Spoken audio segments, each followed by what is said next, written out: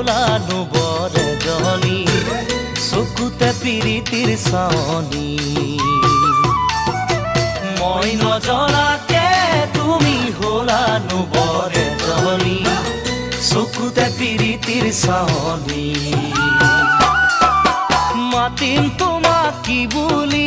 জোনালী নে জানমণি মাতিম তোমাক কি বুলি জোনালী নে